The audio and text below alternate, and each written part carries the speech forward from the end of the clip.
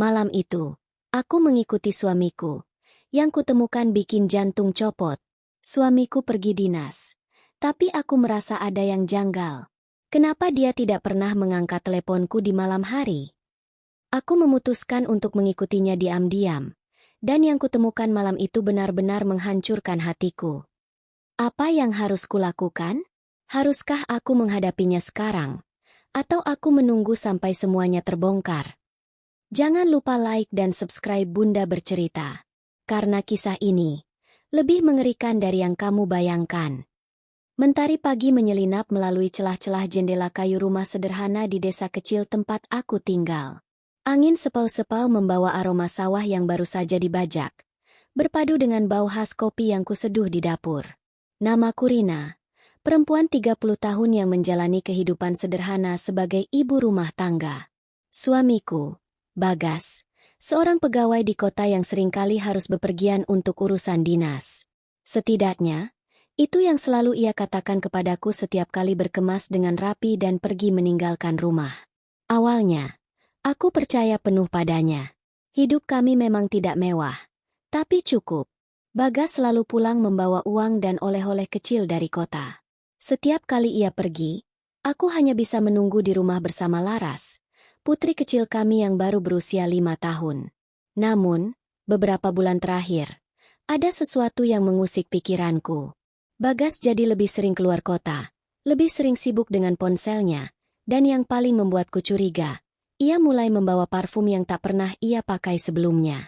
Hari ini, Bagas kembali berpamitan untuk pergi dinas selama 3 hari. Aku tersenyum dan mengangguk, seperti biasa. Tapi dalam hati, aku sudah memiliki rencana sendiri. Aku akan mengikutinya. Aku duduk di teras rumah, menatap Bagas yang sedang memasukkan koper kecil ke dalam bagasi motornya.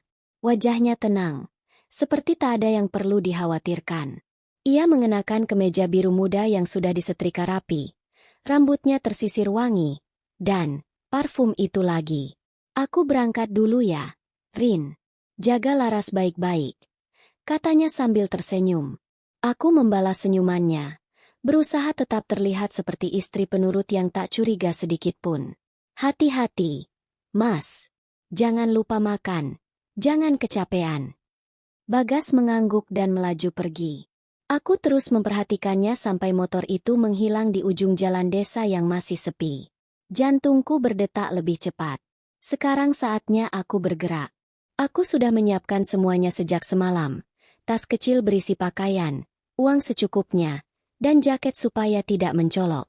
Setelah menitipkan Laras pada ibuku yang rumahnya tak jauh dari sini, aku mengambil motor dan mulai mengikuti jejak suamiku. Jalanan desa masih dipenuhi embun pagi. Udara dingin menggigit kulitku. Aku menjaga jarak, memastikan Bagas tak menyadari keberadaanku. Sejauh ini, ia hanya melaju lurus ke arah kota, seperti biasa. Tapi aku tak akan tertipu.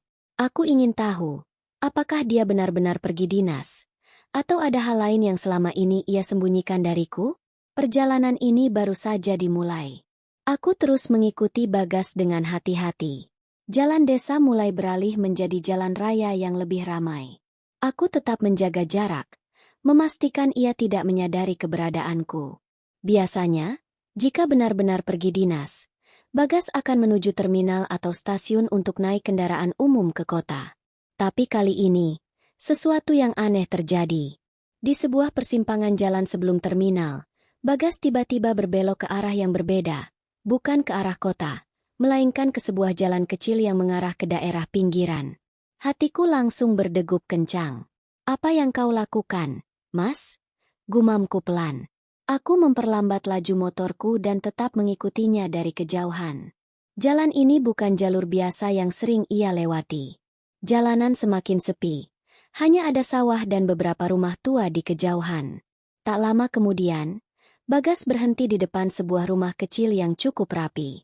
Aku segera menepi dan bersembunyi di balik pohon besar di seberang jalan. Seorang wanita keluar dari dalam rumah. Wanita muda, mengenakan daster bunga-bunga, rambutnya digerai. Ia tersenyum saat melihat Bagas turun dari motor. Dan yang membuat dadaku terasa sesak, Bagas juga tersenyum kepadanya. Jantungku berdetak lebih cepat. Napasku tercekat. Aku baru saja menemukan sesuatu yang selama ini kusembunyikan dari pikiranku sendiri. Bagas tidak pergi dinas. Bagas pergi menemui wanita lain. Aku menggigit bibir, berusaha meredam gejolak perasaan yang nyaris meledak. Tanganku gemetar saat menggenggam stang motor. Mataku tak lepas dari Bagas dan wanita itu. Mereka berbicara sebentar di depan rumah. Wanita itu tertawa kecil, lalu menarik tangan Bagas masuk ke dalam. Aku ingin berlari ke sana dan menyeret suamiku keluar. Tapi aku menahan diri. Aku butuh lebih banyak bukti sebelum bertindak. Tanpa berpikir panjang, aku mematikan motor dan berjalan mendekat. Tetap bersembunyi di balik pagar bambu rumah sebelah. Dari celah-celah pagar, aku melihat Bagas duduk santai di ruang tamu rumah itu. Wanita tadi menghilang sebentar ke dapur, lalu kembali dengan segelas minuman. Aku mencoba mencermati setiap gerakan mereka. Apakah wanita itu hanya teman biasa? Atau seseorang yang lebih dari itu? Tiba-tiba, suara seorang anak kecil terdengar dari dalam rumah. Om Bagas, aku kangen. Darahku berdesir. Seorang bocah laki-laki berlari keluar dan langsung memeluk Bagas. Yang membuatku hampir tak bisa bernapas adalah ekspresi suamiku. Ia membalas pelukan anak itu dengan penuh kasih sayang. Om Bagas. Aku mengulang kata itu dalam hati. Lalu suara wanita tadi menyusul. Kamu makin mirip bapakmu ya, nak. Aku membekap mulutku, menahan teriakan yang nyaris lolos. Bapak? Jadi, anak itu? Duniaku seketika runtuh. Dengkulku melemas. Tubuhku nyaris jatuh di balik pagar bambu tempatku bersembunyi. Kata-kata wanita itu terus terngiang di telingaku. Kamu makin mirip bapakmu ya, nak. Aku menatap ke arah mereka dengan napas tersengal. Bocah laki-laki itu masih memeluk Bagas erat. Sementara suamiku hanya tersenyum dan mengusap kepala anak itu dengan penuh kasih sayang. Hatiku mencelos. Aku ingin meyakinkan diri bahwa aku salah dengar. Bahwa itu hanya kebetulan. Tapi cara Bagas memperlakukan anak itu terlalu lembut, terlalu hangat. Sama seperti ia memperlakukan Laras, putri kami. Tanganku mengepal. Dadaku bergejolak hebat antara amarah, sakit hati, dan rasa ingin tahu yang menyiksa. Wanita itu tertawa kecil, lalu menatap Bagas dengan tatapan penuh arti. Kamu kangen sama dia, kan? Katanya lembut. Bagas hanya tersenyum tipis. Ya, tentu saja. Jawaban itu bagaikan pisau yang menghujam hatiku. Aku tak sanggup lagi. Dengan tubuh gemetar, aku berjalan mundur perlahan, menjauh dari rumah itu. Aku tak ingin Bagas menyadari kehadiranku. Aku butuh waktu untuk mencerna semuanya. Satu hal yang kini mulai jelas dalam pikiranku. Bagas tidak hanya mengkhianatiku. Ia juga telah menyembunyikan sesuatu yang lebih besar dariku. Rahasia yang selama ini ia tutupi, kini mulai terbuka sedikit demi sedikit. Aku terus berjalan menjauh dari rumah itu dengan napas tersengal, berusaha menenangkan detak jantungku yang berdebar tak karuan. Tanganku gemetar, pikiranku kacau. Bagas, punya anak lain? Sejak kapan? Dengan siapa sebenarnya wanita itu? Aku bersandar di balik pohon besar di pinggir jalan, menenangkan diri sejenak sebelum memutuskan langkah selanjutnya. Aku bisa saja langsung masuk rumah itu dan menghadapi mereka. Tapi aku butuh lebih banyak bukti. Aku ingin tahu seberapa dalam pengkhianatan Bagas terhadapku. Dari tempatku berdiri, aku masih bisa melihat mereka. Bagas duduk santai di kursi, sementara anak kecil itu memanjat ke pangkuannya. Wanita itu pun ikut duduk di sebelahnya. Begitu nyaman. Seolah mereka adalah sebuah keluarga utuh. Amarahku memuncak. Aku mengepalkan tangan, berusaha meredam dorongan untuk menerobos masuk dan mengonfrontasi mereka saat itu juga. Tapi aku memilih untuk tetap berpikir jernih. Aku merogoh ponsel dari saku jaketku dan mulai merekam dari kejauhan. Jika nanti aku harus menghadapi Bagas, aku ingin bukti kuat di tanganku.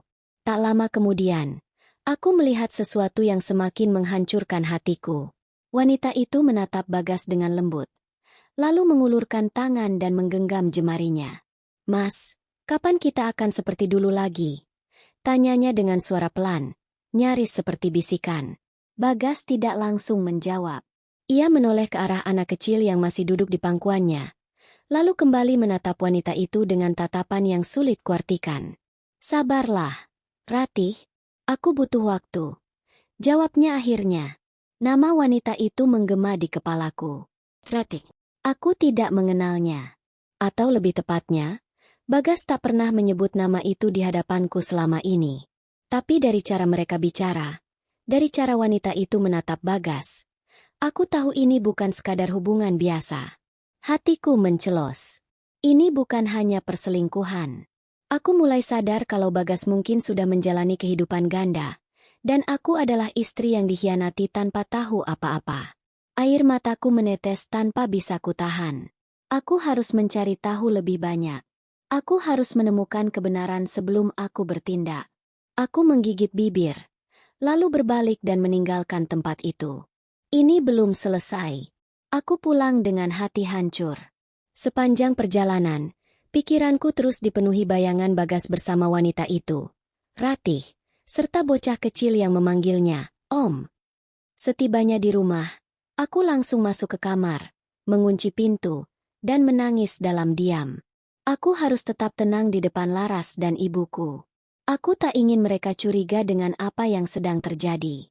Aku menatap layar ponselku, membuka rekaman yang tadi kuambil. Setiap kata yang diucapkan Bagas dan Ratih berulang kali kuputar, berusaha mencari celah, mencari tahu apa sebenarnya hubungan mereka. Mas, kapan kita akan seperti dulu lagi? Sabarlah, Ratih. Aku butuh waktu. Aku mengepalkan tangan. Itu artinya mereka punya masa lalu bersama. Tapi apakah bocah kecil itu benar-benar anak Bagas? Aku harus mencari tahu lebih banyak. Malam itu, aku menunggu Bagas pulang. Biasanya, ia akan kembali sebelum tengah malam jika memang benar pergi dinas.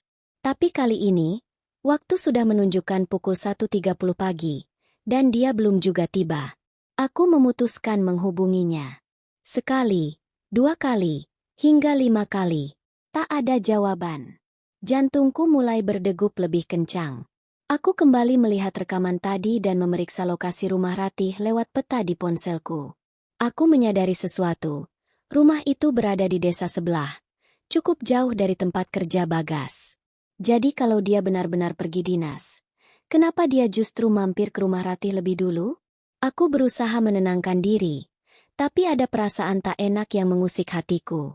Hingga akhirnya, pukul 2.15 pagi, suara motor terdengar dari depan rumah.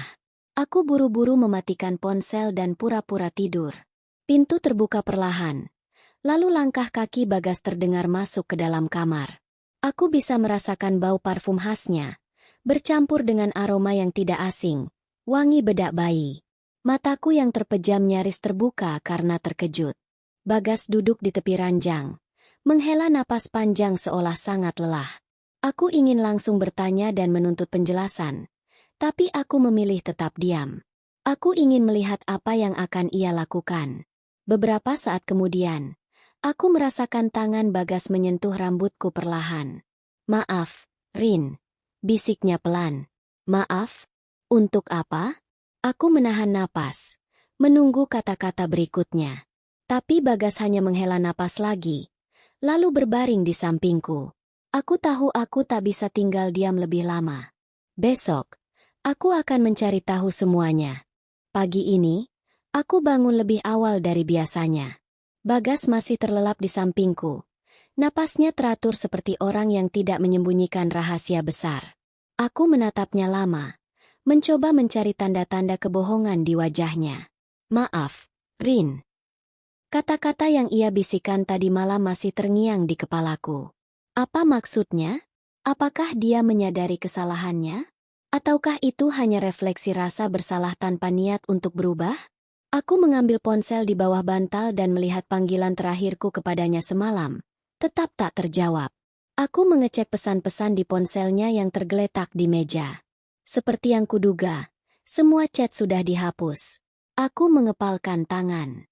Dia benar-benar menyembunyikan sesuatu. Bagas menggeliat perlahan, membuatku buru-buru menaruh kembali ponselnya. Aku beranjak dari tempat tidur, berpura-pura sibuk di dapur. Tak lama kemudian, Bagas keluar kamar, meregangkan tubuhnya seperti biasa. Aku berpura-pura tersenyum dan menyajikan kopi. "Kamu pulang telat semalam, Mas," ujarku hati-hati, mencoba memancing reaksinya. Bagas terdiam sejenak sebelum menjawab. "Iya, tadi kerjaan banyak. Maaf ya, kamu pasti nungguin." Jawaban klise. Tidak ada penjelasan detail. Tidak ada usaha untuk meyakinkanku. Aku hanya mengangguk kecil. Aku ingin bertanya lebih lanjut, tapi tidak sekarang. Aku harus tetap bermain aman agar dia tidak curiga. Setelah sarapan, Bagas pamit pergi kerja. Aku menunggu sampai suara motornya menghilang di kejauhan sebelum bersiap melakukan sesuatu yang lebih besar. Mencari tahu siapa Ratih sebenarnya. Menggali informasi dari warga desa. Aku menuju rumah Bu Lastri, tetangga yang sudah lama tinggal di desa sebelah dan dikenal sering tahu kabar orang-orang. Setibanya di sana, aku pura-pura berbasa-basi sebelum akhirnya menanyakan sesuatu yang sebenarnya sudah memenuhi pikiranku sejak kemarin. "Bu, saya mau tanya, Ibu kenal seseorang bernama Ratih yang tinggal di dekat pasar desa sebelah?" Tanyaku hati-hati. Mata Bu Lastri langsung berbinar. "Ratih? Oh, tentu saja. Dulu dia tinggal di sini, tapi setelah suaminya pergi entah kemana, dia pindah ke desa sebelah. Sekarang dia tinggal bersama anaknya." Jantungku berdetak lebih kencang. "Suaminya pergi?" Ulangku, memastikan. Bu Lastri mengangguk. "Iya, katanya suaminya merantau, tapi sampai sekarang gak ada kabar. Dulu mereka kelihatan bahagia. Loh, suaminya baik, perhatian. Sayangnya, gak lama setelah Ratih lahiran, suaminya tiba-tiba pergi dan gak pernah balik lagi." Aku mencengkeram ujung jilbabku erat-erat. Kata-kata Bu Lastri bagaikan pukulan telak di dadaku. Suami Ratih pergi merantau setelah anak mereka lahir? Bagas juga pernah pergi merantau selama setahun setelah menikah denganku. Aku mencoba tetap tenang. "Bu, suaminya Ratih siapa, ya?" Bu Lastri menghela napas, lalu menggeleng. "Gak ada yang tahu pasti. Ratih jarang cerita soal itu. Dia cuma bilang suaminya orang jauh." Darahku berdesir. Ada kemungkinan Ratih memang menyembunyikan identitas suaminya. Atau, memang tidak ingin orang-orang tahu bahwa Bagas adalah suaminya. Hatiku mulai menyusun potongan-potongan fakta yang selama ini kuabaikan. Bagas dan Ratih pernah bersama. Ratih punya anak yang memanggil Bagas Om. Suami Ratih pergi merantau setelah anaknya lahir. Tepat saat Bagas juga pernah pergi merantau. Tapi masih ada satu hal yang belum pasti. Apakah benar Bagas adalah ayah dari anak itu? Aku menelan ludah, mencoba meredakan debaran di dadaku. Aku harus mendapatkan bukti lebih kuat. Dan satu-satunya cara untuk mengetahuinya adalah menemui Ratih secara langsung. Aku menggenggam ponsel erat-erat. Setelah mendengar cerita dari Bu Lastri, aku merasa semakin yakin bahwa ada sesuatu yang selama ini disembunyikan dariku. Tapi dugaan saja tidak cukup. Aku harus mendapatkan kepastian. Siang itu, aku memberanikan diri pergi ke rumah Ratih. Langkahku terasa berat, tapi aku tahu ini harus kulakukan. Jika tidak sekarang, aku hanya akan terus dihantui ketidakpastian. Setibanya di depan rumah sederhana itu, aku menarik napas dalam. Pintu rumah sedikit terbuka, dan aku bisa melihat sekilas ke dalam. Ada suara tawa seorang anak kecil dari dalam rumah. Anak yang kemarin kulihat bersama Bagas. Jantungku berdebar kencang. Aku mengetuk pintu dengan ragu, lalu menunggu. Tak lama kemudian, seorang wanita muncul di ambang pintu. "Ratih." Dia tampak terkejut melihatku, seolah tak menyangka kedatanganku.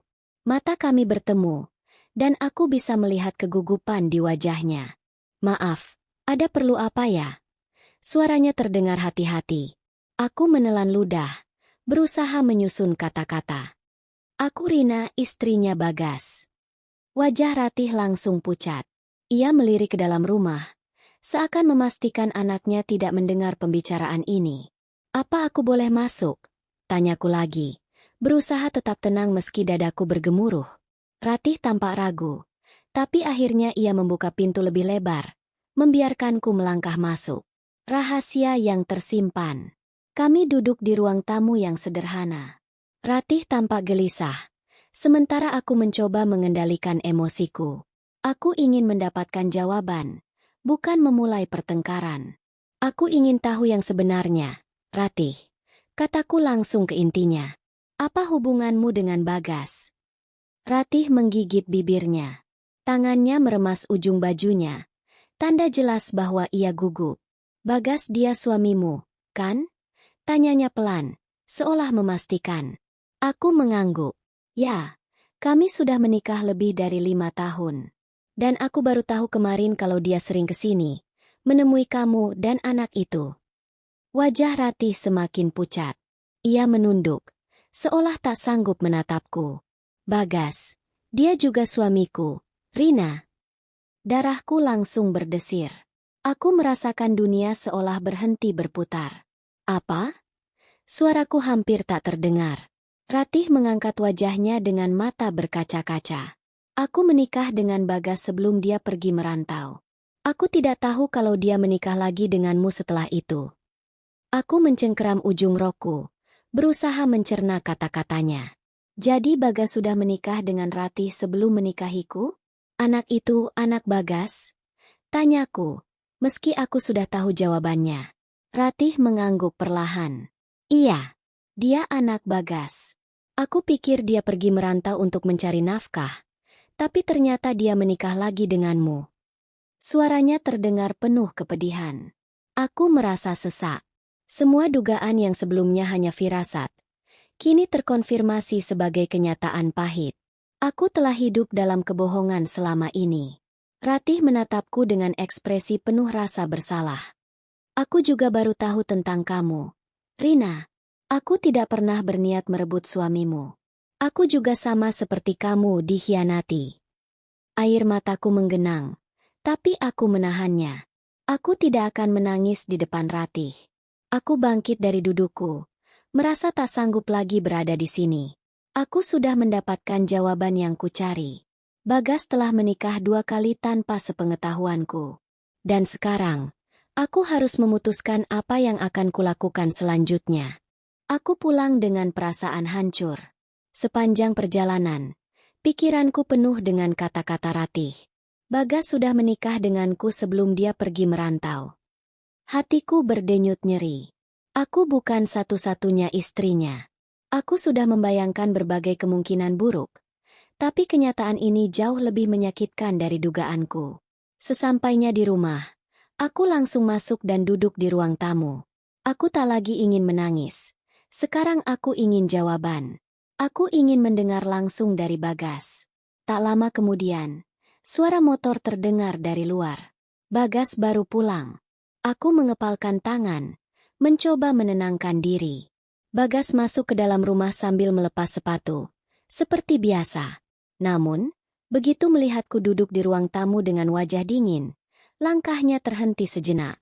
"Kenapa, Rin?" tanyanya. Mencoba bersikap biasa saja. Aku menatapnya tajam. Aku tidak akan membiarkan dia berbohong lagi. Aku sudah bertemu Ratih. Warna wajah Bagas langsung berubah. Dia menegang, matanya membesar sesaat sebelum cepat-cepat mengendalikan ekspresinya. "Ratih?" Ulangnya pelan, pura-pura bingung. Aku berdiri, berjalan mendekatinya dengan tatapan menusuk. "Jangan pura-pura, Mas. Aku sudah tahu semuanya. Tentang kamu dan Ratih, tentang anak itu, tentang pernikahan kalian sebelum aku." Bagas tampak panik. Dia membuka mulut, lalu menutupnya lagi. Jelas sekali dia kehabisan alasan. "Jawab aku," bentakku, membuatnya terkejut. Aku sudah lelah dengan kebohongannya. "Apa benar kamu menikahi Ratih sebelum menikahiku? Apa benar anak itu anakmu?" Bagas mengusap wajahnya, menghela napas panjang. Aku bisa melihat tubuhnya sedikit gemetar. "Rina, aku bisa jelaskan." Aku tertawa sinis. "Jelaskan? Jelaskan apa lagi? Kenapa kamu diam selama ini? Kenapa kamu tidak pernah bilang kalau kamu sudah punya istri sebelum menikah denganku?" Bagas tampak gelisah. Dia berjalan mondar-mandir. Lalu akhirnya duduk di sofa dengan wajah penuh tekanan. Aku memang menikah dengan Ratih dulu. Katanya akhirnya, suaranya pelan. Tapi saat itu, aku belum siap punya keluarga. Aku pergi merantau karena aku butuh waktu. Aku butuh mencari penghidupan yang lebih baik. Aku menatapnya penuh amarah. Dan setelah itu, kamu malah menikahi aku tanpa pernah bilang kalau kamu masih punya istri di tempat lain. Bagas menunduk. Tidak berani menatapku. Ratih sudah kuanggap masa lalu. Katanya lirih. Darahku mendidih mendengar kata-katanya. Masa lalu? Lalu bagaimana dengan anak itu? Apakah anaknya juga bagian dari masa lalunya? Kamu pengecut, Mas. Suaraku bergetar karena emosi. Bukannya menyelesaikan tanggung jawab, kamu malah memilih kabur dan menikahi aku tanpa bilang yang sebenarnya. Bagas terdiam. Aku bisa melihat penyesalan di wajahnya. Tapi itu tidak cukup. Penyesalan tidak akan mengubah fakta bahwa dia telah mengkhianatiku dan menyakiti dua perempuan sekaligus. Aku menghela napas panjang, mencoba mengendalikan amarahku. Jadi sekarang, Mas? Apa kamu mau terus menjalani semuanya seperti ini? Mau tetap berbohong, pura-pura tidak terjadi apa-apa? Bagas mengangkat wajahnya. Matanya terlihat putus asa. Rina, aku mencintaimu. Aku tertawa pahit. Cinta. Aku menatapnya tajam. Kalau kamu benar-benar mencintaiku, kamu tidak akan membohongiku selama ini. Bagas terdiam lagi. Kali ini, aku yang mengambil kendali dalam situasi ini. Aku tidak tahu harus bagaimana, Mas, kataku lirih. Aku butuh waktu untuk memutuskan semuanya. Aku berbalik, meninggalkannya yang masih terduduk di sofa dengan wajah penuh penyesalan. Aku tidak bisa lagi melihatnya sebagai suamiku. Di dalam hatiku, aku tahu, keputusan besar harus segera kuambil. Malam itu, aku duduk di kamar dengan hati yang penuh sesak. Aku menatap keluar jendela, melihat bulan yang menggantung di langit. Seharusnya bulan itu indah, tapi tidak bagiku malam ini. Aku sudah mendapatkan jawaban yang kucari. Bagas benar-benar suami dari dua istri. Aku dan Ratih. Dua perempuan yang tertipu oleh kebohongannya. Aku menghela napas panjang. Dadaku terasa berat. Aku ingin marah. Ingin menangis, ingin menumpahkan semua yang ada di hatiku, tapi air mataku sudah kering.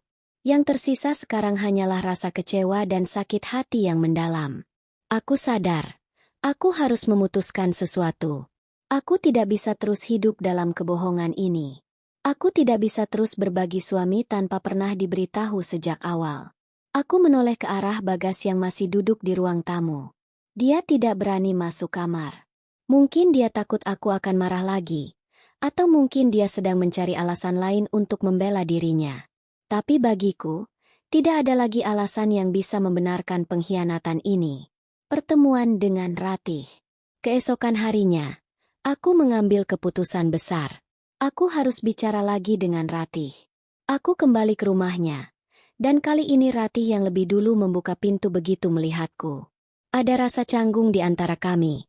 Tapi aku tahu kami harus menyelesaikan semuanya. Masuklah, katanya pelan.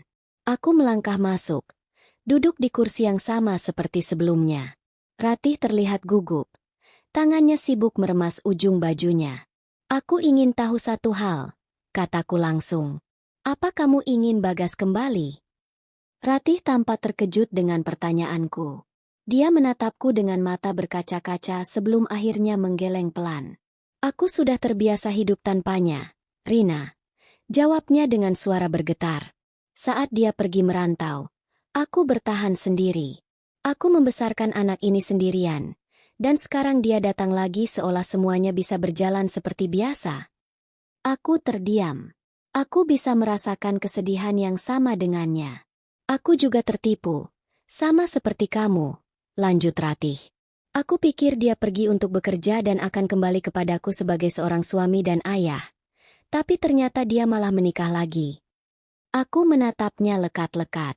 Aku bisa melihat betapa besar luka yang ditinggalkan oleh Bagas dalam hidupnya. Dan sekarang, aku juga merasakan luka yang sama. Apa yang akan kamu lakukan? Tanyaku, mencoba mencari kepastian. Ratih tersenyum kecil, tapi senyumnya penuh dengan kepahitan. Aku tidak butuh dia lagi. Aku hanya ingin membesarkan anakku dengan tenang. Aku tidak ingin hidup dengan seseorang yang bisa berbohong selama ini. Hatiku mencelos mendengar kata-katanya. Aku tahu aku juga harus membuat keputusan yang sama. Aku harus memilih jalan untuk diriku sendiri. Bagas, aku akan pergi. Malam itu, aku sudah memantapkan hati. Aku tidak bisa terus berada dalam rumah ini. Aku tidak bisa lagi hidup dengan Bagas. Aku mengemas barang-barangku, memasukkan baju dan perlengkapanku ke dalam koper. Setiap barang yang kumasukkan terasa seperti bagian dari kehidupanku yang dulu, kehidupan yang kini harus kutinggalkan. Bagas masuk ke dalam kamar dan melihat apa yang kulakukan. Matanya membesar, wajahnya panik. "Rina, apa yang kamu lakukan?" Tanyanya dengan suara bergetar. Aku tidak menjawab. Aku terus membereskan barang-barangku tanpa melihatnya. "Rina, jangan begini," katanya lagi, mencoba mendekat dan menyentuh tanganku. Aku langsung menepisnya. "Aku sudah memutuskan, Mas," kataku dengan suara dingin. "Aku tidak bisa terus hidup dengan seseorang yang telah menipuku selama ini." Bagas menggeleng kuat. "Aku menyesal, Rina. Aku benar-benar menyesal. Aku mencintaimu. Aku tidak ingin kehilanganmu." Aku tertawa pahit. "Kalau kamu mencintaiku, kamu tidak akan berbohong sejak awal." Bagas terdiam. Dia tahu aku benar. Aku menarik koperku, berjalan melewatinya tanpa menoleh lagi. Aku sudah memutuskan. Aku tidak akan lagi menjadi bagian dari kebohongannya. Saat aku melangkah keluar rumah, aku merasa seperti beban berat yang selama ini menekan dadaku mulai terangkat. Aku telah memilih untuk pergi.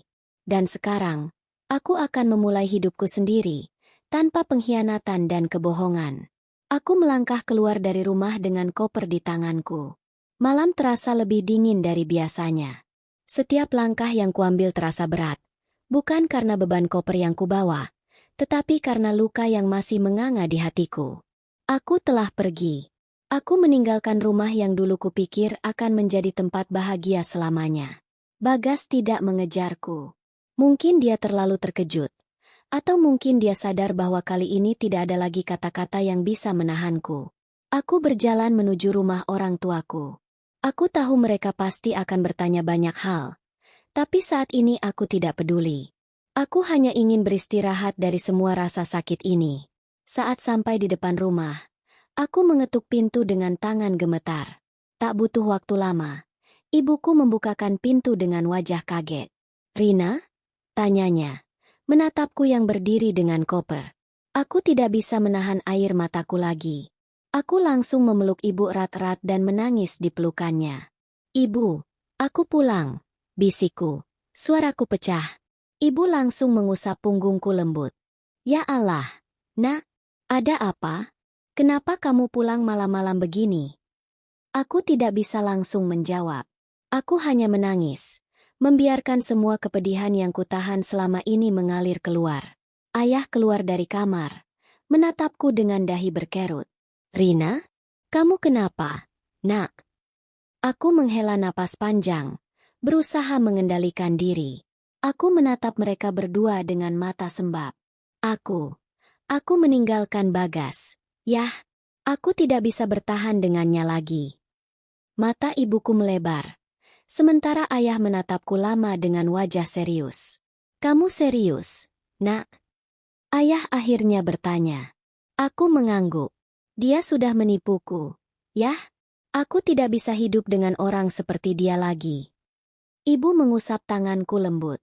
"Kalau ini memang yang terbaik untukmu, ibu dan ayah selalu ada di sini untukmu." Hatiku sedikit lebih lega mendengar kata-kata itu. Setidaknya, aku tidak sendirian. Bagas, yang mulai kehilangan semuanya. Sementara itu, di rumah yang kutinggalkan, Bagas duduk termenung di sofa. Kepalanya tertunduk, tangannya mencengkeram rambutnya sendiri. Dia benar-benar kehilangan aku. Untuk pertama kalinya dalam hidupnya, dia merasa semua kendali yang selama ini dia genggam mulai runtuh. Dia telah kehilangan Ratih lebih dulu, karena kebodohannya yang meninggalkan wanita itu bertahun-tahun lalu. Sekarang, dia juga kehilangan aku. Bagas menghela napas berat. Dia memejamkan mata, tapi bayangan wajahku terus muncul di pikirannya. Aku benar-benar pergi. Dan kali ini, mungkin tidak akan ada kesempatan kedua.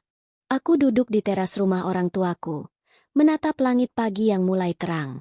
Setelah sekian lama, akhirnya aku kembali ke rumah ini.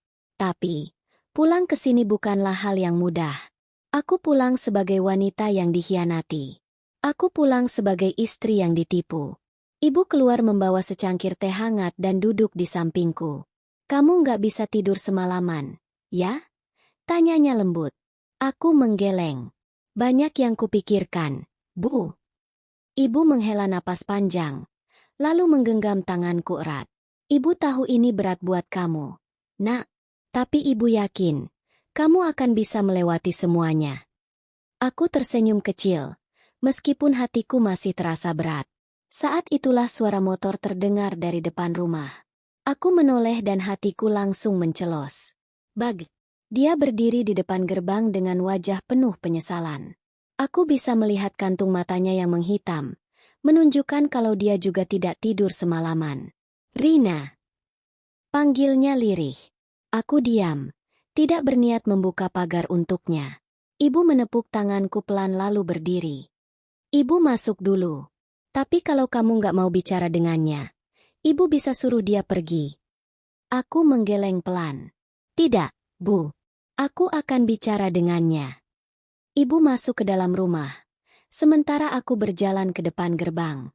Aku tidak membukanya, hanya berdiri di balik pagar, menatap Bagas dengan ekspresi datar. Apa yang kamu mau? Tanyaku dingin. Bagas menghela napas panjang. Aku cuma mau bicara. Tolong, Rina, kasih aku kesempatan buat menjelaskan. Aku tertawa kecil, tapi itu bukan tawa bahagia. Kesempatan? Kamu sudah melewatkan semua kesempatan yang aku berikan, Mas. Bagas menunduk, seolah menyadari kesalahannya. Aku tahu aku salah. Aku bodoh. Aku nggak mau kehilangan kamu, Rina. Aku benar-benar menyesal. Aku menatapnya tajam. Menyesal setelah semuanya terjadi? Setelah aku tahu bahwa aku hanya istri kedua? Setelah aku merasa dikhianati selama ini? Bagas terdiam, tidak bisa membalas. Aku menarik napas dalam, berusaha mengendalikan emosiku. Mas, aku sudah mengambil keputusan. Aku nggak mau kembali ke rumah itu lagi. Aku nggak mau terus hidup dalam kebohongan. Bagas meraih pagar dengan kedua tangannya. Wajahnya penuh putus asa. Tapi aku mencintaimu, Rina. Aku nggak bisa hidup tanpa kamu. Aku menelan ludah, mencoba menahan gejolak di dadaku. Aku ingin percaya kata-katanya. Aku ingin yakin bahwa dia benar-benar menyesal. Tapi, bisakah aku percaya lagi pada seseorang yang sudah menipuku begitu lama? Aku menggeleng. Cinta nggak cukup, Mas. Kejujuran itu lebih penting. Bagas menunduk. Kali ini, dia tahu dia telah benar-benar kehilangan aku. Aku berbalik, meninggalkannya berdiri sendirian di depan gerbang. Aku tidak ingin lagi terjebak dalam permainan perasaan ini. Aku harus melangkah ke depan, meskipun bayangan masa lalu masih berusaha menarikku kembali. Setelah pertemuan dengan Bagas kemarin, aku merasa lega sekaligus hampa. Aku tahu keputusan ini yang terbaik untukku, tapi tetap saja, melupakan orang yang pernah kucintai bukanlah hal yang mudah. Pagi ini, aku mencoba sibuk dengan membantu ibu di dapur. Tapi pikiranku masih melayang ke kata-kata Bagas kemarin. Aku mencintaimu, Rina. Aku nggak bisa hidup tanpa kamu. Aku menghela napas panjang. Jika memang dia mencintaiku, kenapa dia tega membohongiku selama ini? Aku tidak boleh goyah. Ibu tampaknya menyadari kegelisahanku. Saat kami sedang membersihkan sayur, beliau menatapku lembut. Rina, kalau kamu butuh waktu untuk sendiri, pergilah jalan-jalan sebentar. Udara pagi bagus untuk menenangkan pikiran. Aku tersenyum kecil. Iya, Bu. Kayaknya aku memang perlu keluar sebentar. Aku mengambil jaket dan berjalan keluar rumah. Aku melangkah menyusuri jalan setapak desa, menghirup udara segar yang masih dipenuhi embun pagi. Tapi langkahku terhenti ketika aku melihat seseorang berdiri di depan sebuah warung kecil di ujung jalan. Ratih. Wanita itu tampak gelisah, seperti sedang menunggu seseorang. Aku tidak tahu kenapa, tapi ada sesuatu dalam ekspresinya yang membuatku penasaran. Aku hampir berbalik dan memilih untuk menghindarinya. Tapi sesuatu dalam diriku berkata bahwa aku harus menghadapi ini. Aku mendekat, mencoba bersikap tenang. Saat Ratih melihatku, matanya sedikit melebar. Kamu. Suaranya nyaris berbisik. Aku berdiri beberapa langkah darinya, menatapnya dengan dingin. Ada apa? Kenapa kamu ada di sini? Ratih tampak ragu. Dia menggigit bibirnya, seolah berusaha menahan sesuatu. Aku. Dia menarik napas panjang. Aku harus bicara sama kamu. Aku menyilangkan tangan di dada. Kenapa? Apa masih ada kebohongan lain yang ingin kamu ungkap? Dia menggeleng cepat. Tidak, aku nggak mau bohong lagi. Aku cuma... Suaranya terdengar putus asa. Aku cuma ingin kamu tahu sesuatu yang penting. Aku mengerutkan kening. Ada nada serius dalam suaranya. Apa? Tanyaku, setengah enggan mendengar lebih banyak hal tentang masa lalu Bagas. Ratih menatapku dengan mata penuh kecemasan. Lalu, dia berbisik pelan. Bagas, dia sedang dalam masalah besar. Hatiku mencelos. Masalah? Masalah seperti apa? Sebelum aku bisa bertanya lebih lanjut, suara motor terdengar mendekat dengan cepat. Aku dan Ratih sama-sama menoleh. Dan saat aku melihat siapa yang turun dari motor itu, tubuhku langsung menegang. Seseorang dari masa lalu Bagas baru saja muncul. Dan kehadirannya bisa mengubah segalanya. Hatiku berdegup kencang saat melihat pria yang baru saja turun dari motor itu. Wajahnya kasar, dengan bekas luka di pelipisnya. Matanya tajam, penuh amarah, seperti seseorang yang datang untuk menuntut sesuatu. Aku menoleh ke Ratih, yang wajahnya langsung pucat pasi. Dia tampak ketakutan, seolah-olah melihat hantu dari masa lalunya. Pria itu berjalan mendekat dengan langkah berat. Aku bisa merasakan hawa dingin di sekelilingnya. Kamu yang namanya Rina? Suaranya berat, penuh tekanan. Aku menelan ludah, tapi berusaha tetap tenang. Iya. Kenapa? Dia menyeringai sinis, lalu menoleh ke Ratih. Jadi ini istri kedua Bagas? Pantas aja dia ninggalin lu, Ratih. Aku langsung merasakan sesuatu yang tidak beres. Siapa kamu? Pria itu tertawa kecil, tapi tawanya terdengar menakutkan. Nama gue Reno. Gue, orang yang selama ini ditipu sama Bagas. Aku mengerutkan kening. Maksud kamu? Reno melipat tangannya di dada. Bagas punya utang besar sama gue. Puluhan juta. Dia janji bakal bayar. Tapi sampai sekarang dia cuma kasih alasan. Dan sekarang, gue dengar dia lagi kena masalah sama orang lain juga. Aku menoleh ke Ratih, berharap dia bisa menjelaskan sesuatu. Ratih mengangguk pelan. Iya. Bagas nggak cuma bohongin kamu. Rina, dia juga bohong ke banyak orang. Termasuk Reno. Aku merasakan sesuatu mencelos di dadaku.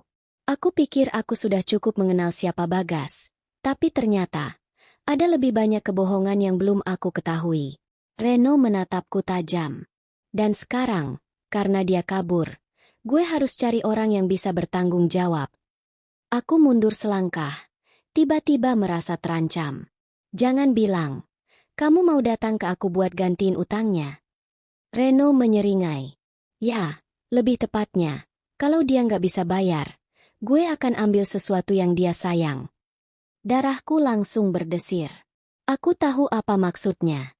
Aku menatap Ratih dengan panik. Di mana Bagas sekarang? Ratih menggigit bibirnya. Aku nggak tahu pasti. Tapi dia pasti sembunyi di suatu tempat.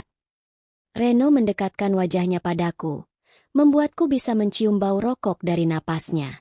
Kasih tahu Bagas, kalau dia nggak keluar dalam 3 hari, gue yang bakal nyari dia. Dan percaya sama gue, kalau gue yang nemuin dia duluan, dia nggak bakal selamat.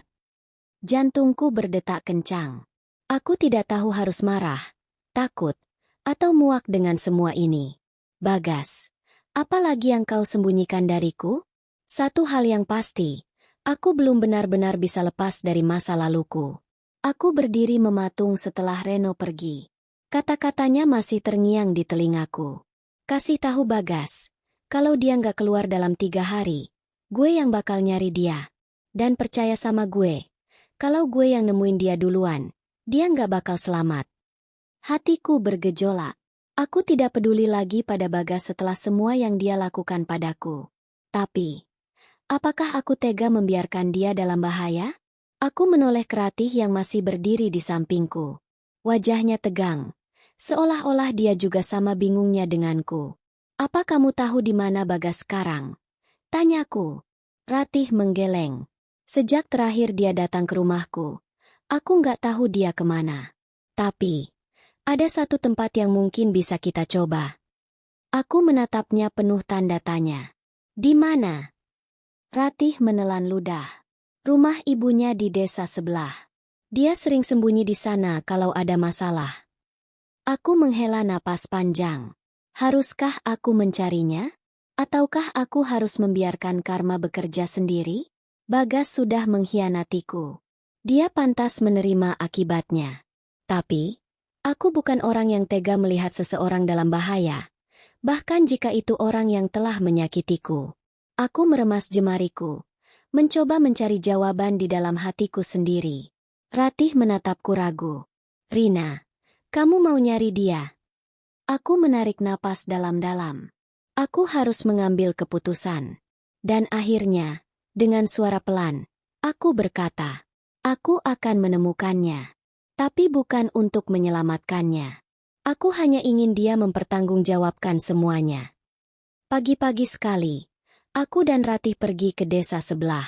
Sepanjang perjalanan, pikiranku dipenuhi pertanyaan. Bagaimana jika aku benar-benar menemui Bagas? Apakah aku siap menghadapi semua kebohongannya lagi? Ratih menggenggam setang motornya erat. Kamu yakin mau ketemu dia, Rina? Aku menarik napas dalam. Aku harus. Aku nggak bisa membiarkan masalah ini terus menghantuiku. Kami akhirnya tiba di sebuah rumah kecil yang tampak sederhana. Rumah itu sepi. Hanya ada seorang wanita tua yang sedang menyapu di depan teras. Aku mengenalinya. Ibunya Bagas. Saat melihat kami, dia langsung berhenti menyapu. Wajahnya menegang, seolah dia sudah tahu kenapa kami datang. Apa kalian mencari Bagas? Tanyanya. Suaranya bergetar. Aku mengangguk. Iya, Bu. Dia ada di sini. Wanita itu menunduk. Tampak ragu. Bagas. Dia memang sempat datang kemarin malam. Tapi dia ketakutan. Dia bilang seseorang sedang mencarinya. Aku bertukar pandang dengan Ratih. Pasti Reno. Apa dia masih di dalam, Bu? Tanyaku. Ibunya Bagas menggigit bibirnya, lalu menghela napas panjang. Dia di belakang. Tapi Rina, aku mohon, jangan marahi dia terlalu keras. Anak itu sudah cukup menderita. Aku tidak menjawab. Aku dan Ratih berjalan ke belakang rumah, melewati pekarangan kecil yang dipenuhi pohon pisang. Saat aku melihat sosok di pojok teras belakang, jantungku berdetak lebih kencang. Dia duduk di atas kursi kayu, kepalanya tertunduk, wajahnya tampak kusut, matanya cekung, dan tubuhnya lebih kurus dari terakhir kali aku melihatnya. Dia mengangkat wajah saat mendengar langkah kami. Saat matanya bertemu dengan mataku, ada keterkejutan di sana, dan juga ketakutan. Rina? Suaranya nyaris berbisik. Aku berdiri di hadapannya, menatapnya tajam. Bagas. Aku ingin jawaban. Apa yang sebenarnya terjadi? Dia menelan ludah, lalu mengusap wajahnya dengan kasar. Aku nggak tahu harus mulai dari mana. Ratih menyilangkan tangan di dada. Mulailah dengan kejujuran. Untuk sekali ini dalam hidupmu, jangan lagi berbohong. Bagas menghembuskan napas panjang. Lalu, dengan suara lirih, dia mulai berbicara. Aku terjebak. Aku berhutang besar pada Reno. Aku kira aku bisa membayarnya. Tapi, semuanya semakin kacau. Aku dikejar-kejar, dan sekarang dia ingin menghancurkan hidupku. Aku mengepalkan tangan. Kamu sadar nggak? Karena semua kebohonganmu, bukan cuma kamu yang kena? Aku, Ratih, bahkan ibumu juga kena dampaknya. Bagas menunduk, tak bisa membalas. Aku menghela napas. Reno memberimu waktu 3 hari sebelum dia mencarimu sendiri. Apa kamu siap menghadapi akibatnya? Wajah Bagas semakin pucat. Dia menatapku, lalu berkata dengan suara putus asa, "Rina, tolong aku." Aku menatap Bagas dengan tajam. Kata-katanya masih bergema di kepalaku. "Rina, tolong aku." Hatiku mencelos. Bagaimana mungkin dia masih meminta tolong setelah semua yang dia lakukan? Ratih mendecakkan lidah. "Kamu serius, Bagas? Setelah semua kebohonganmu, kamu masih berani minta bantuan?" Bagas mengusap wajahnya dengan kasar. "Aku nggak punya pilihan, Ratih. Reno bukan orang yang bisa diajak negosiasi. Kalau dia sampai menangkapku, aku nggak akan selamat." Aku menahan napas. Aku tahu Reno bukan orang yang bisa diajak bermain-main. Ancaman yang dia lontarkan bukan sekadar gertakan kosong. Tapi, haruskah aku menolong Bagas? Dia sudah meninggalkanku, mengkhianatiku. Aku sudah berusaha keras untuk melupakan masa lalu. Dan sekarang dia datang dengan semua masalahnya. "Apa yang kamu mau dariku, Bagas?" Tanyaku akhirnya. Suaraku dingin. Bagas menelan ludah. "Aku butuh tempat bersembunyi. Setidaknya sampai aku menemukan cara untuk menyelesaikan hutangku." Aku terkekeh sinis. "Jadi kamu mau aku menolongmu kabur dari masalahmu sendiri?"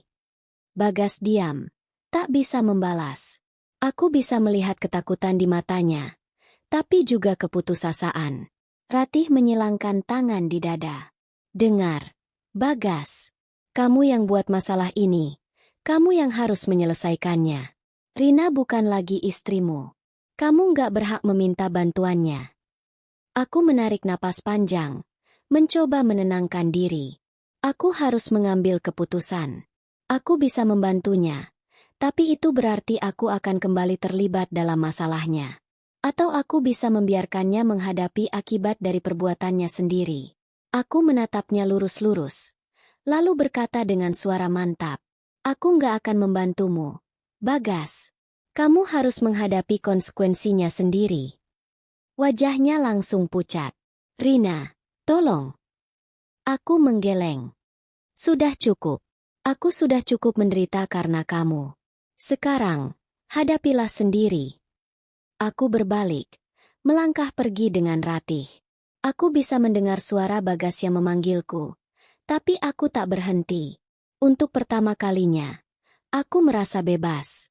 Aku dan Ratih berjalan menjauh dari rumah kecil itu, meninggalkan Bagas yang masih terduduk dengan wajah putus asa.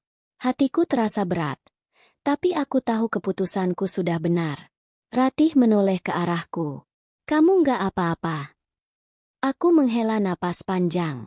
"Aku baik-baik saja, Ratih. Aku hanya merasa lega." Ratih tersenyum tipis. "Bagus. Kamu udah cukup lama menderita karena dia. Nggak perlu lagi terseret dalam masalahnya." Aku mengangguk.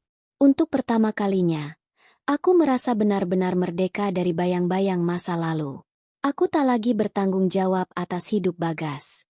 Tapi jauh di lubuk hati, aku sadar ini belum selesai. Sementara itu, Bagas duduk di teras belakang rumah ibunya. Wajahnya penuh dengan kecemasan. Dia tahu Rina tidak akan menolongnya. Dia sendiri sekarang. Pikirannya berkecamuk. Reno sudah memberinya batas waktu 3 hari. Jika dia tidak menemukan jalan keluar, dia mungkin tidak akan pernah melihat matahari lagi. Ibunya datang membawa segelas teh. "Bagas, Apa yang sebenarnya terjadi? Kenapa anakku jadi seperti ini? Bagas menunduk. Suaranya serak. Aku salah langkah, Bu. Aku terjebak. Dan sekarang aku nggak tahu harus bagaimana. Wanita tua itu menghela napas berat, lalu menggenggam tangan anaknya.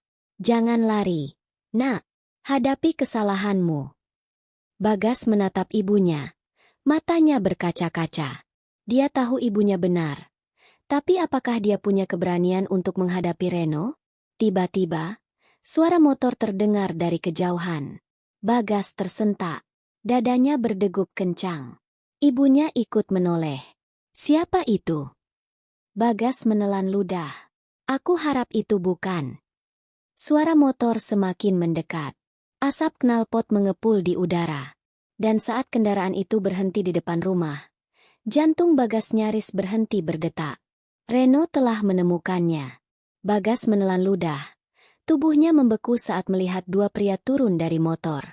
Salah satunya adalah Reno. Laki-laki itu melangkah santai, mengenakan jaket hitam dengan rokok terselip di bibirnya. Matanya tajam, penuh aura mengancam. Ketemu juga akhirnya, katanya sambil menyeringai. Lama banget, gas. Gue sampai bosan nunggu. Bagas mundur selangkah. Reno, gue bisa jelasin semuanya.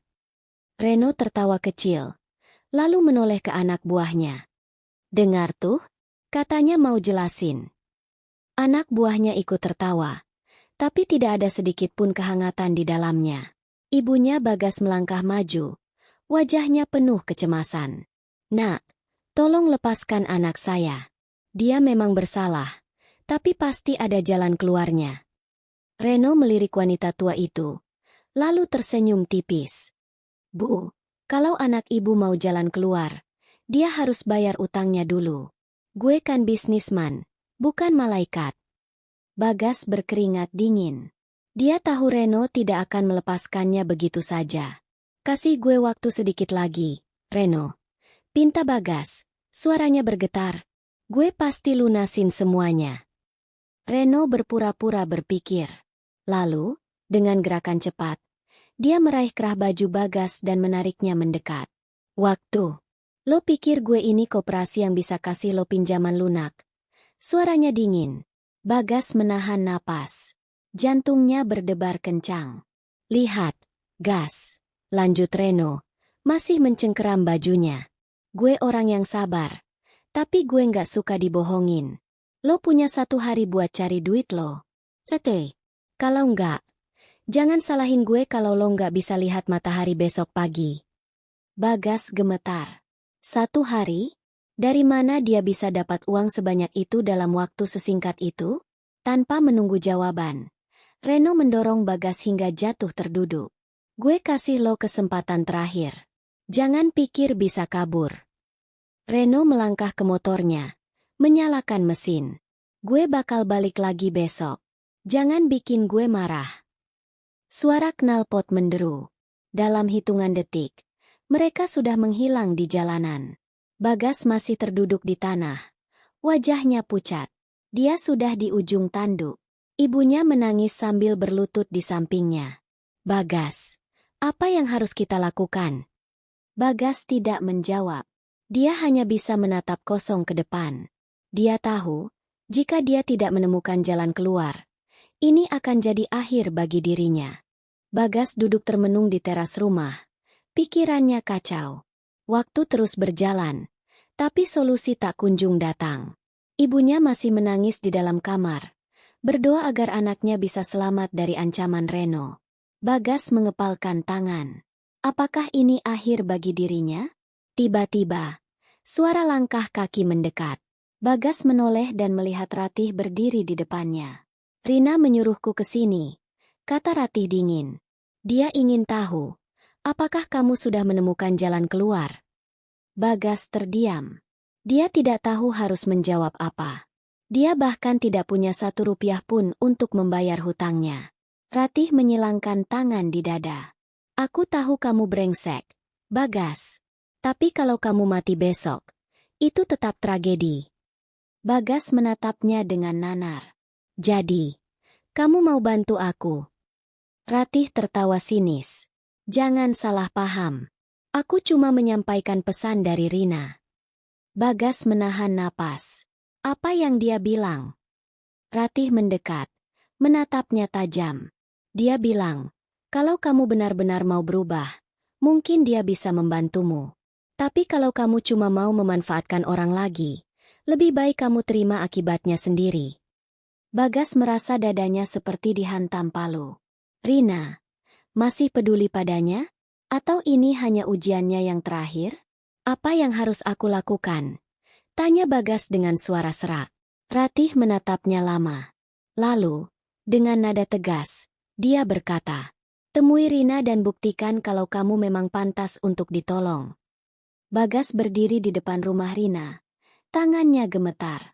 Sudah lama sejak terakhir kali dia melihat wanita yang pernah ia sakiti itu. Apa dia benar-benar akan menolongku? Gumamnya. Bagas menghela napas panjang, lalu memberanikan diri mengetuk pintu. Beberapa detik kemudian, pintu terbuka. Rina berdiri di ambang pintu. Wajahnya datar tanpa ekspresi. Kamu benar-benar datang, katanya dingin. Bagas menelan ludah. Aku butuh bantuanmu. Rina melipat tangan di dada. Aku tahu. Bagas menunduk. Suaranya pelan. Aku nggak mau mati, Rin. Aku sadar selama ini aku salah. Aku terjebak, dan sekarang aku nggak punya siapa-siapa lagi. Rina menatapnya lama, seolah menimbang sesuatu. Lalu dia berkata, kenapa aku harus menolongmu? Bagas terdiam. Apa alasannya? Dulu, dia mengkhianati Rina. Dia memilih wanita lain. Dia meninggalkan Rina dan anak mereka. Apakah dia pantas diberi kesempatan? Aku nggak bisa mengubah masa lalu. Suara Bagas lirih. Tapi kalau aku bisa memilih, aku nggak akan pernah melakukan kesalahan itu. Rina menarik napas dalam. Jadi sekarang kamu menyesal? Bagas mengangguk. Ya. Dan kalau aku masih punya kesempatan, aku ingin memperbaiki semuanya. Hening sejenak. Lalu, Rina mengambil keputusan. Aku akan membantumu, katanya. Tapi ada syaratnya. Bagas langsung mengangguk. Apa saja, Rin? Aku akan lakukan apapun. Rina menatapnya tajam. Kamu harus benar-benar berubah. Aku nggak mau bantu orang yang akan mengulangi kesalahannya. Bagas mengepalkan tangan. Aku janji, Rin. Rina menghela napas. Baik. Aku akan mencarikan jalan agar kamu bisa membayar hutangmu. Tapi kalau kamu mengkhianati kepercayaan ini lagi, aku tidak akan memaafkanmu. Bagas merasakan dadanya sedikit lega. Dia mendapatkan kesempatan terakhirnya. Tapi apakah dia benar-benar akan memanfaatkannya? Bagas masih belum percaya Rina benar-benar mau membantunya. Wanita yang pernah ia sia-siakan itu kini menjadi satu-satunya penyelamatnya. Bagaimana cara kita mendapatkan uang dalam waktu sesingkat ini? Tanya Bagas penuh harap. Rina menatapnya tajam. Ada satu cara, tapi aku tidak yakin kamu berani melakukannya. Bagas menelan ludah. Apapun akan ia lakukan, asalkan bisa selamat dari ancaman Reno. Apa itu, Rin? Tanyanya mantap. Rina melirik ke arah Ratih, yang sejak tadi dia mengamati mereka. Ada seseorang yang ingin membayar mahal untuk informasi tentang Reno dan bisnis ilegalnya, jelas Rina. Jika kita bisa menyerahkan bukti kuat, kita bisa mendapatkan cukup uang untuk melunasi utangmu sekaligus menyingkirkan ancaman dari Reno. Bagas terkejut. Maksudmu, kita harus mengkhianati Reno? Ratih menyeringai. Kamu takut, Gas? Bukannya dia juga berniat membunuhmu kalau kamu tidak bisa bayar? Bagas terdiam. Benar juga. Reno tidak akan pernah membiarkannya hidup jika ia gagal melunasi hutang. Jika ini satu-satunya cara untuk selamat, maka ia harus mengambil risiko. Tapi, bagaimana kita mendapatkan buktinya? Tanyanya. Rina tersenyum kecil. Aku sudah lama mengawasi Reno. Aku tahu tempat dia menyimpan dokumen-dokumen penting. Tugasmu hanya mengambilnya. Bagas membelalakan mata. Menyusup ke tempat Reno? Itu sama saja bunuh diri. Namun, ia tidak punya pilihan lain. Baik, katanya akhirnya. Aku akan melakukannya. Rina mengangguk. Kalau begitu, kita harus bergerak cepat. Waktumu hampir habis. Bagas menggenggam tangannya erat. Ini akan menjadi taruhan hidup dan matinya. Malam itu, Bagas mengendap-endap di belakang sebuah gudang tua yang terletak di pinggir desa. Disinilah Reno menyimpan semua dokumen pentingnya. Ratih menunggu di luar, sedangkan Rina bersiap dengan kendaraan untuk kabur jika terjadi sesuatu. Pastikan kamu hanya mengambil dokumen yang kita butuhkan, pesan Rina sebelumnya. Jangan gegabah, jangan sampai ketahuan. Bagas menarik napas dalam. Ini adalah misi berbahaya. Jika ia tertangkap, nyawanya bisa melayang. Perlahan, ia membuka pintu belakang gudang yang tidak terkunci. Suara kayu berderit pelan. Jantungnya berdebar kencang. Gelap, pengap, dan bau asap rokok masih terasa di dalam ruangan.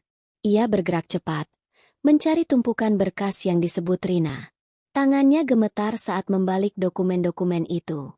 Dan akhirnya, ia menemukannya. Di dalam map coklat lusuh itu, ada daftar nama, transaksi gelap, serta bukti bahwa Reno terlibat dalam bisnis ilegal besar. Jika dokumen ini jatuh ke tangan yang tepat, Reno akan tamat. Bagas hendak memasukkan dokumen itu ke dalam jaketnya. Tapi tiba-tiba sebuah suara berat terdengar dari belakangnya. Ngapain lo di sini, Gas? Bagas membeku. Sial, Reno menemukannya. Dalam hitungan detik, sebuah tangan kasar menarik rah bajunya dan menghantamnya ke dinding. Sakit. Lo pikir bisa mengkhianati gue? Reno menggeram. Matanya merah penuh amarah. Bagas mencoba meronta. Tapi genggaman Reno terlalu kuat. Jika ia tidak segera kabur, ini adalah akhirnya. Tiba-tiba, terdengar suara brak. Seseorang memukul Reno dari belakang dengan sebatang kayu. Ratih, Gas, kabur sekarang, teriaknya. Bagas jatuh tersungkur. Lalu dengan cepat meraih dokumen yang hampir terlepas dari tangannya. Tanpa pikir panjang, ia berlari keluar gudang. Di luar, Rina sudah menunggunya di atas motor. Masuk cepat, teriaknya. Bagas melompat naik, dan mereka melaju secepat mungkin meninggalkan tempat itu. Dari belakang, terdengar teriakan Reno yang murka. Beberapa hari kemudian, berita tentang Reno dan bisnis ilegalnya menggemparkan desa. Polisi menangkapnya setelah seseorang menyerahkan bukti kuat ke pihak berwenang. Bagas menatap berita itu dari layar televisi kecil di rumah Rina. Akhirnya, semua sudah berakhir. Ia menoleh ke arah Rina. Terima kasih, Rin. Kalau bukan karena kamu, aku mungkin sudah mati. Rina tersenyum tipis. Aku hanya memberimu kesempatan. Tapi setelah ini, semua tergantung padamu, Gas. Bagas mengangguk mantap. Ia tidak akan menyia-nyiakan kesempatan kedua ini. Di luar, Ratih bersandar di pagar rumah. Jadi, kamu benar-benar sudah berubah sekarang? Tanyanya dengan nada menggoda. Bagas tersenyum. Aku akan mencoba jadi orang yang lebih baik.